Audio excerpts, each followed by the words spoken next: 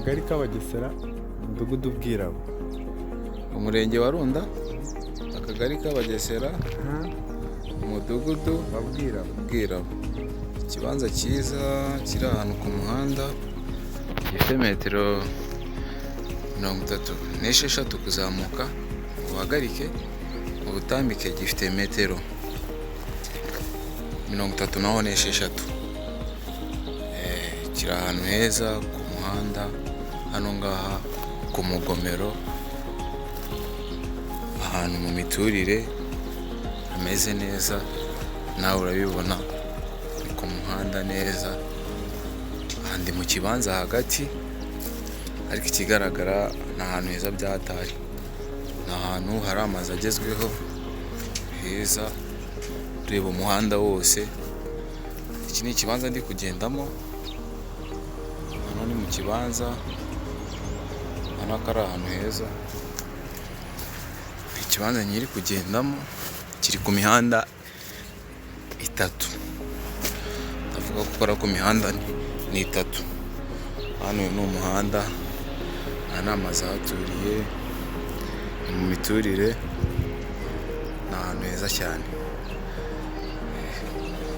Dore ni ku muhanda, urabona ko hakurya ureba umuhanda neza, ni ahantu hashimishije cyane pe, ntabwo ari kubeshya, nawe urabibona. Hano ni umuhanda ujya mu majyepfo, ahantu heza cyane pe. Hano ni mu kibanza rero, ndi gufata video.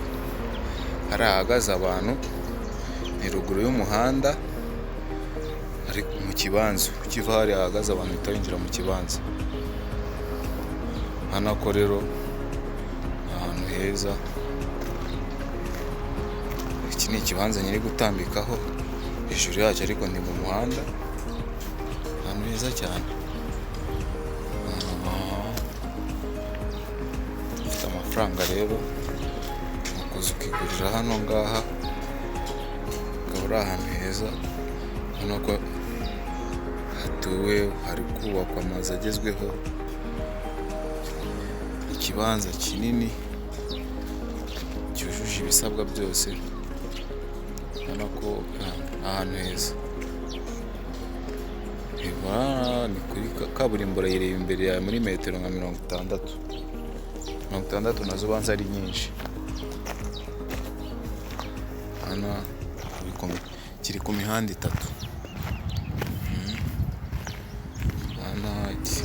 Hano ni mu kibanza, no mu muhanda, ahantu heza hashimishije. Hano ko nta mafaranga imbere, imitasiyo igahita ikorwa. Iki ni ikibanza nyirimo, iki ni ikibanza nyirimo kubereka, ahantu mu miturire haryoshye. Hano ko hararyoshye cyane pe, hararyoshye,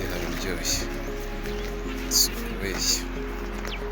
Iki ni ikibanza kirimo, uri gutambagiramo, ndi no mu muhanda. Hano nta kizengurutse, ndaza nkongera nkagarukira aha ngaha mu kibanza neza.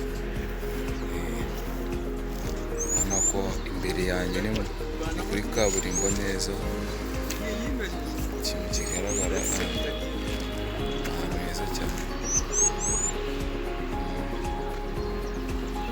ahantu haryoshye. Guhita wishyura, imitasiyo igahita ikorwa, ugahita wubaka.